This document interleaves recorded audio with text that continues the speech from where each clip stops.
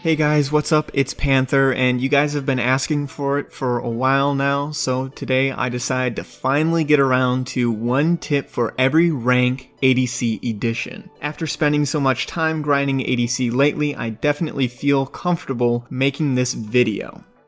Also, for those of you that don't know, we recently launched our website, GameLeap.com, where we have hundreds of videos done by challenger players. We have courses on all of the main roles, as well as a bunch of different champion-specific courses as well. So if that's something that interests you, then definitely check it out. Now, just a disclaimer, ADC is a little bit unique of a role since you do lane with another player. So sometimes you're going to lose games and it's going to be out of your control. Sometimes you're going to lose lanes and it's going to be out of your control. You just got to get used to that. My tip to solve this issue is find a support that you can duo with, as this will make laning so much more enjoyable and pleasant for you if you have someone familiar that is with you in every single game. This tip goes for every elo across all elos. I just think that if you're an ADC player, you should probably duo with a support if you want the best chance at success. Now, jumping right into Iron Elo, my tip for Iron ADC players is get used to CSing.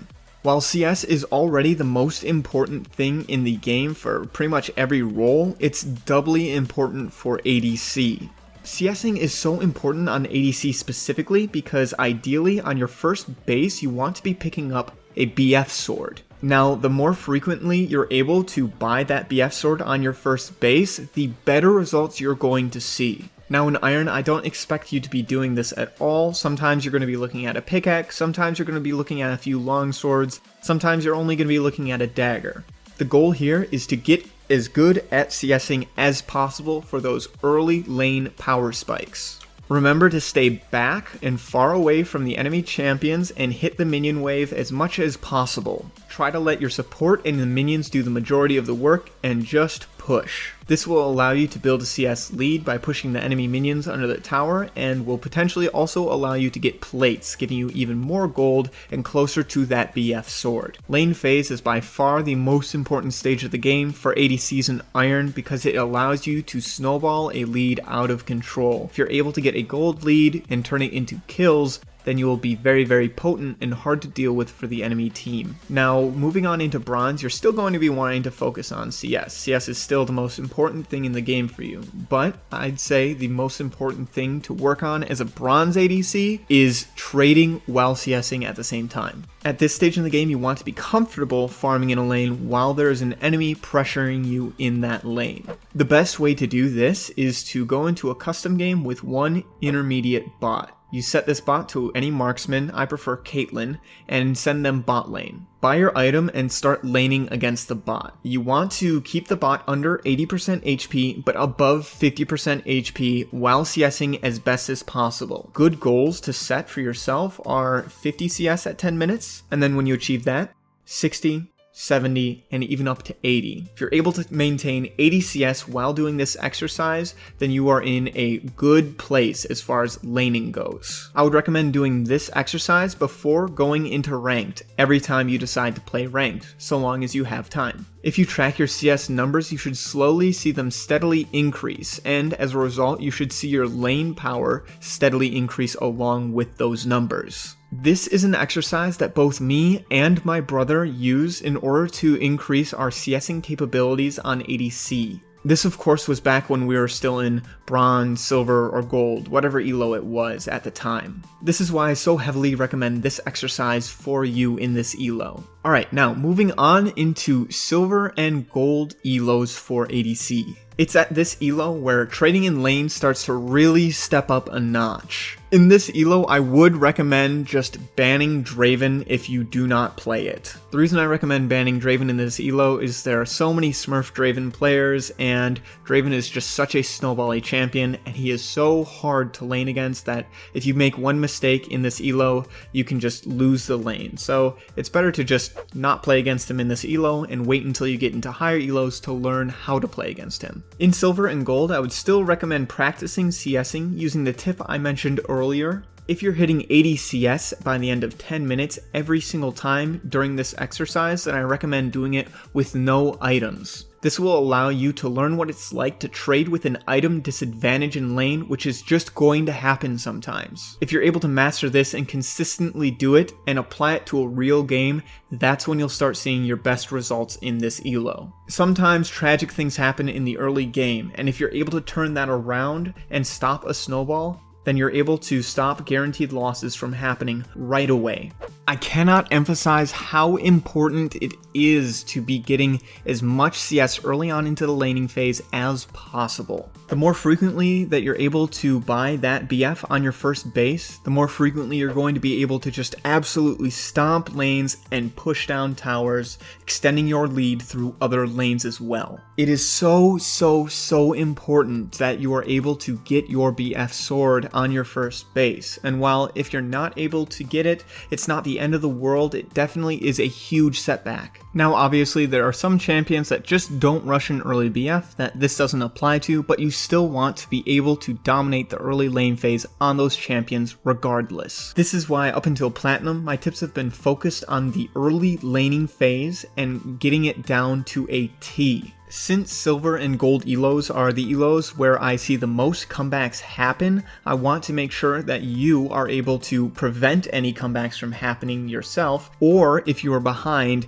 make that comeback happen. Using this exercise every time before going into ranked is 1, a good way to warm you up, and 2, a good way to learn how to come back yourself and stop comebacks from happening. Now moving on to Platinum Elo, and this does apply a little bit for Gold as well. You want to be learning how to position properly in a team fight. You see, once you get into Platinum Elo, you're going to have a lot of people gunning for you in team fights, and as a result, you're going to have to start positioning better and better. One of my favorite players to watch as far as positioning wise is Stixxay. Now, this man is an absolute master at positioning. This is the reason why Stixxay's Caitlyn is so infamous.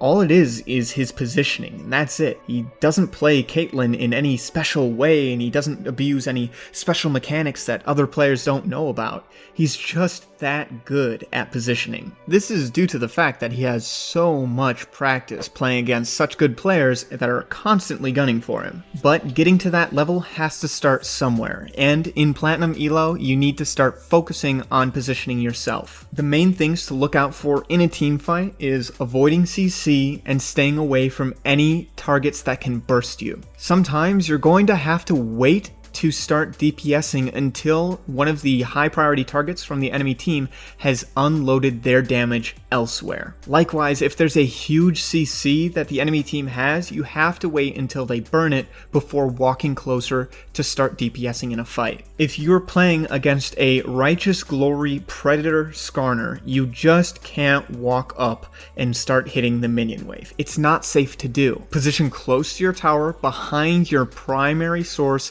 of peel. That is the best way to position on ADC 90% of the time. That is the 90% that I want you to focus on in Platinum. The other 10% you can practice later. Now this specific positioning has a name and it's called front to back. Front to back team fighting is very simple. It refers to you hitting their front line first and generally working your way towards their back line. Front to back fighting is the opposite of diving, which is focusing the back line first and then focusing the front line. It is very rare that you're going to want to dive as an ADC, and most of the time you're just going to be looking to play front to back as an ADC. The key thing with this playstyle is you want to be hitting whoever is in front the most. Now this does not mean the tank. If somebody else on the enemy team, a squishy support or carry, mispositions and walks in front of the tank, by all means go ahead and punish that with an auto attack. Just make sure you are not overcommitting and walking in front of your own peel yourself. Your peel is typically the character on your team that has the most CC, and it's usually your support. For example, Alistair is a fantastic peel support as he can stand on top of you and pulverize people away from you, keeping them off of you. If you walk in front of your peel, however, oftentimes they're not going to be able to do their job nearly as well, so you want to stand behind them and let them do their job. Remember, this is the playstyle for the vast majority of ADCs, which are very reliant on team play. There are some special ones like Draven Ezreal, Kalista, and Kai'Sa, who don't really apply to this. And they can dive, they can play frontline, they can play a lot riskier because of the tools in their kit, but for the vast majority of ADCs, you want to be perfecting the front-to-back playstyle. Now, moving on to Diamond for ADC, and this tip might not be received all too well for some of you in Diamond. You might not like it that much, but my tip for Diamond ADCs is chill it in the lane phase.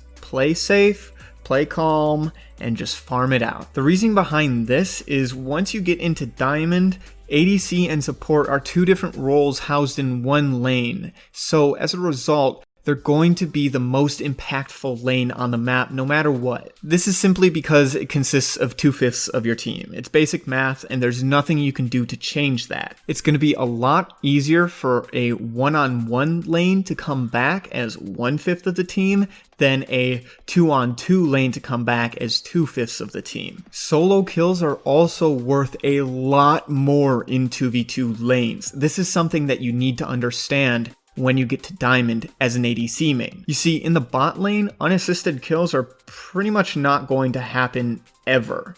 A kill is going to be worth 450 gold effectively, whereas in a solo lane, a solo kill is only worth 300 gold. This is why bot lane is so much more snowbally than the other lanes. Oftentimes, it's just not worth risking a 2v2 if you don't know that you're going to win it. Remember, it never hurts to just farm out the lane and wait for your jungler to come. You don't want to condemn the game early by losing a 2v2, as in that lane it's very, very hard to come back from, where it might be easier in the other lanes. Try to do everything in your power to make your lane a prime target for ganks. Place good flank wards for the top laner to TP to. Put pink wards in your brushes so your jungler can just walk into your lane whenever they're around, and also make sure that you're roaming out of your lane for early dragons if your jungler decides that they want to do them. The same thing applies for early scuttle crabs too. Remember, if your lane gets a kill, regardless if it's from you or not, it's going to snowball very quickly. It's just the nature of the lane. Roam to a fight before the enemy laner if you can, if it breaks out, and do everything in your power to play as a team. Remember, team play is a huge thing in Diamond, and the better you're able to do it, the more success that you will see. Just to wrap things up, I want to reiterate just how important an early BF on the first buy is for ADC. This is the prime thing that you should be focusing on in order to ensure a good early game transitioning into mid game. Make sure you're doing whatever it is you need to do in order to ensure this early power spike, or any substitute power spike that you might have for whatever champion you might be playing that isn't building BF. For example, one of the classics is early tier on Ezreal, since he doesn't ever build BF sword.